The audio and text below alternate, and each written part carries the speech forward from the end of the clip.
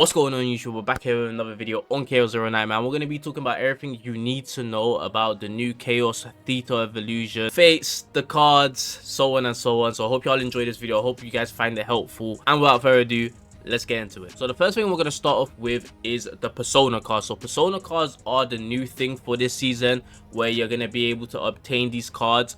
So when you're playing through the Chaos, you're going to be able to see this symbol right here. Basically, you know, well, I don't need to explain it, you can see it right there, right? And you go to these places to fight, and once you defeat the enemy, you could obtain a Persona card, and you could only get one Persona card for each character, and you obviously want to choose a Persona card that fits the character's playstyle. So for example, we know Diana and Hyde Mary are, you know, probably mostly made for this Chaos, and there are Persona cards where they could discard cards and get a damage boost. You know, a Persona card like that's obviously going to be really good for Diana and Hyde Mary because they have Quietus, which, you know, allows them to trigger the card if they discard it. So a Persona card that could discard is obviously going to be really good for them. And, you know, for other characters, whatever fits their kit, you could get a Persona card for them. Then moving on, we have the Light and Darkness Engraving Persona cards. So what they mean by this is you have the Lux and you have the Umbra.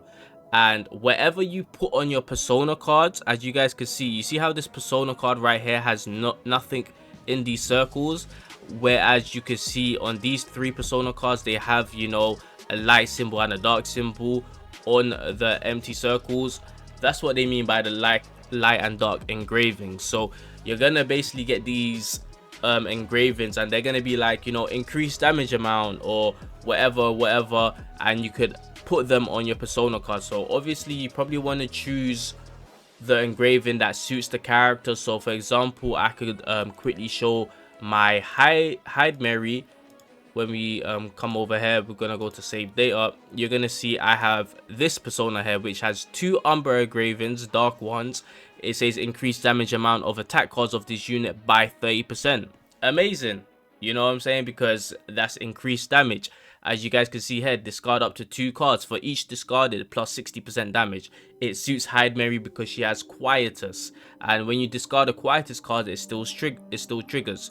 You know, here you can see 4 Umbra engraving for plus 40% damage amount to Quietus cards. Probably not the best one to get on her, but you know, it's just something you guys could understand and see how it works.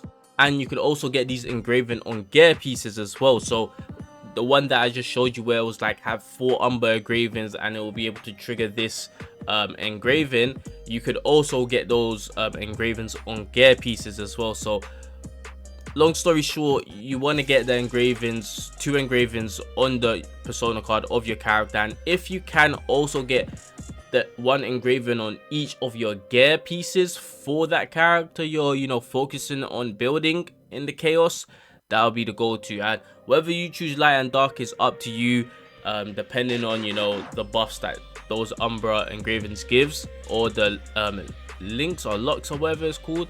We'll just call it light and dark. Whatever engravings they give, you could just read through it, see if they suit the character or not. But with Persona cards, that's pretty much all you need to know. Obviously there's going to be various types of engravings you could get, and as you play the game you will be able to see all those type of engravings and which ones are the best for the characters and so on. Honestly, it's not too hard to be able to read them and be like, okay, yes, this suits the character. Next one I want to get into is the new cards for the season. So we have Persona of Loss. Draw 1 attack card of this unit. If that card is the Quietus card, apply linked. Obviously something like this could work with Diana or Hyde Mary, I should call her. Then, you know, we got more going on here. We got Doctrine of Binding, 200% damage if the target is in a resonance state, increased damage amount by 100%. Anyone that's wondering what resonance is, on card discard 80% extra attack and then decrease resonance by 1. Something that works really well with Diana, because she could apply resonance really easily. So yeah, this card could also be pretty good, and you know, obviously by 100% means it's gonna do a lot of damage. Then we have Whispers of Madness, one of my favorite card designs, if I'm being honest. I really like it. Discard 1 plus 100% damage amount to the next attack card used. We have Echoes of Abundance. It has a Quietus tag on it. For all people that are wondering what is Quietus, Quietus is a card, if this was to get discard, it will still trigger. So you can basically play this card for free, you just have to discard it. So 200% damage when this card is discarded, 2 resonance to the target as well. So you'll get all these benefits if you was to discard the card. Then here we have Explosion of Emotions upgrade. Lead on it as well. When 4 cards are discarded, 1 AP 1 time per turn. I would recommend this on like a Nia or one of your controller units that you're probably using with Diana or Hyde Mary. Then next up we got Inner Awakening, another Quietus, discard 1, draw 1 random attack card, apply link to those cards. You got Dream World, another Quietus one, 300% damage. When this card is discarded, discard 2 random cards from draw pile. The Other Side of Nightmares, linked Quietus, draw 2, create 1 Horrifying Memory in draw pile. And this is what the Horrifying Memory is. It costs 1 as an exhaust, 1 morale to all enemies, and you could draw 1. Then here we have Resonance of Truth, an upgrade card. It has initiation on it. When drawing through an ability, 1 resonance to all enemies. Pretty nice, you know. A girl and her rotted apple. Okay, we have 180% shield, 1 Lux Blessing. Then here we have the Inverted Messiah, 250% damage if link cards are in hand, discard and add 1 hit. Then we also got Faceless Woman, an upgrade card. When a link card is used, draw 1 time per turn. Then getting into the new equipments, we have Broken Golden Quill Pen. When a link card is discarded through an ability, increase damage amount by 20% for 1 turn, 1 time per turn as well. We got a Lonesome Wedding Ring. At the start of turn, discard 1 random ally Quietus card, you know, and so on. At the end of the turn, if an ally persona card is in hand, 150% fixed damage to a random enemy. Then here we got an extra attack, increased critical chance by 2% for 1 turn, 5 times per turn. Pretty nice. Cloak of the Heart, when a card is discarded through an ally ability, 1 damage reduction, 1 time per turn. We got Gospel of Lament, when the action count of enemies increase 30% damage amount to ally attack cards for 1 turn. Now we're gonna get into the legendaries. Incomprehensible Holy Object, each time a Quietus card is discarded through an ability, 80% fixed shield, 2 times per turn. We got Delicate Collarbone defense. At the start of turn, if an ally persona card is in hand, decrease stress of allies by 2. Then we have Yearning Left Hand. I believe you get this, I mean, you probably could get through the shop, but I remember this popping up in an event. So yeah, it increases damage amount by 30% to targets in a shockwave state. So by 30% is good, but the thing about the shockwave state, you know, is a certain thing that you apply to enemies. I know you could get shockwave through one of the persona cards, so there is that.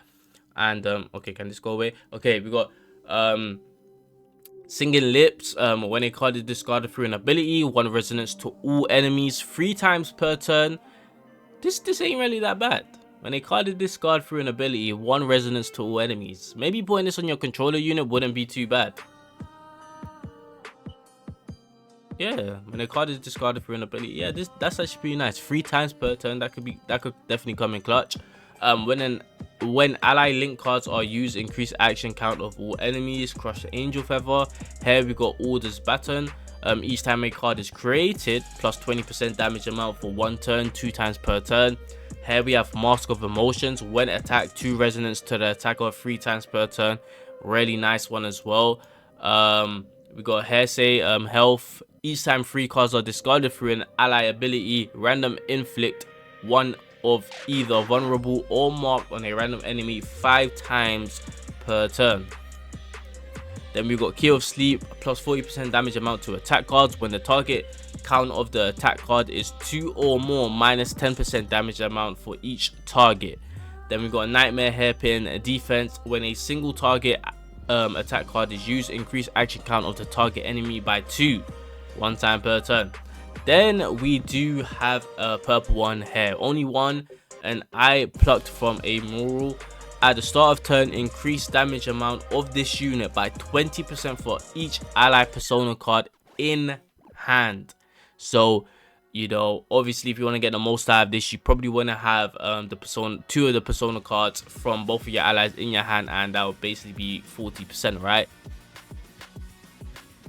Yeah, it will be by 40%, which definitely will be insane. I mean, that's definitely a big multiplier there. So maybe, you know, having 2 ally persona cards, I don't know if you could get retain on persona cards, but if you can, then hey, you know, this could be insane. By 40%, this could be insane. If you're able to keep this in your hand for the 1 to 4 turns that you really need to defeat most things in this game, then yeah, that's a big damage boost right there.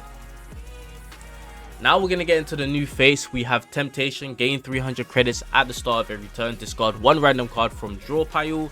We got Radiance. In Chaos, each time a card is discarded through an ability, plus 1% damage amount for each discard did.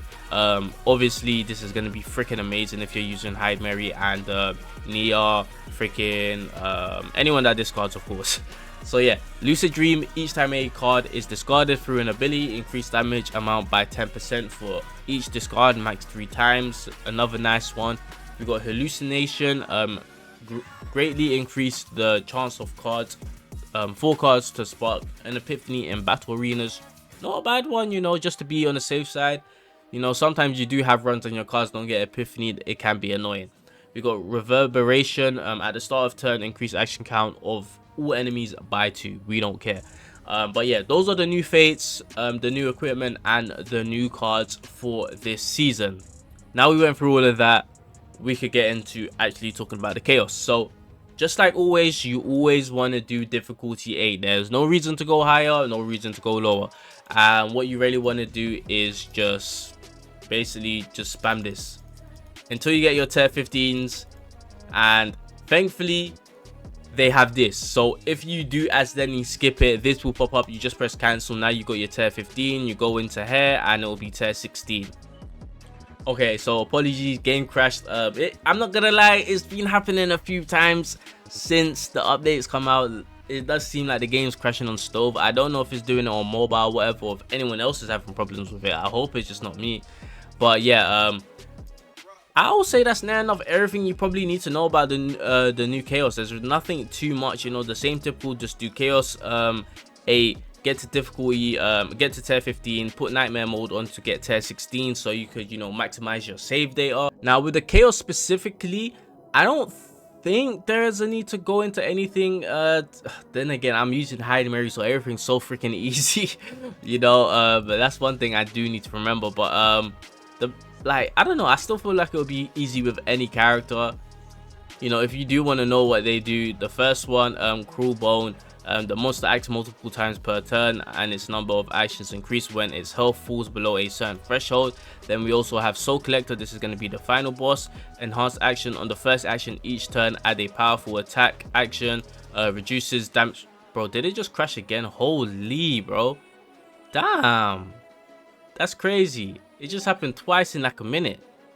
But yeah, I don't know, man. If it's crashing, then I'm just gonna have to, yeah, I don't know. It just sucks because I'm trying to make a video, but maybe we just leave it on this screen here. But yeah, I believe that's everything you need to know about the new chaos.